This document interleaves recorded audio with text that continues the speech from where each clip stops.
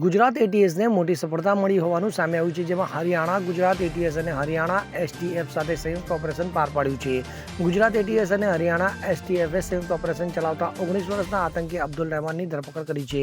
તો જાણવા મળી રહ્યું છે કે આ આતંકી ઉત્તર પ્રદેશના ફૈઝાબાદનો રહેવાસી છે. તે વિવિધ પ્રકારની આતંકી ક્રિયાઓમાં સંલગ્ન હતો અને એક સામાજિક મીડિયા પ્લેટફોર્મ દ્વારા આતંકી સંગઠનો સાથે જોડાયેલો હતો. તો આતંકવાદી સાથે હેન્ડ ગ્રેનેડનો જથ્થો પણ જપ્ત કરવામાં આવ્યો છે. તો મળતી માહિતી મુજબ ગુજરાત એટીએસને ઉત્તર પ્રદેશથી માહિતી મળી હતી કે બે શંકાસ્પદ વ્યક્તિઓ હેન્ડ ગ્રેનેડ લઈને ત્યાં પહોંચ્યા અને જ્યાં માહિતીના આધારે હરિયાણા એસટીએફના સહયોગથી રવિવારે મોડી રાત્રે એક સંયુક્ત ઓપરેશન હાથ ધરવામાં આવ્યું હતું. તો આ કાર્યવાહીમાં બંને શંકાસ્પદોની ફરીદાબાદથી ધરપકડ કરવામાં આવી હતી. તો હરિયાણા એસટીએફે આ મામલે આતંકવાદ વિરોધી કાયદા હેઠળ કેસ નોંધ્યો છે. તો ગુજરાત એટીએસના અધિકારીઓ તપાસ માટે હરિયાણા જઈ શકે છે.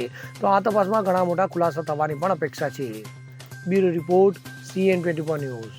હવે જુઓ દેશ દુનિયાની તમામ ખબરો તમારી આંગળીના ટેરવે. ઉઠાવો મોબાઈલ અને Google Play Store પરથી ડાઉનલોડ કરો અમારી CN24 ન્યૂઝ મોબાઈલ એપ.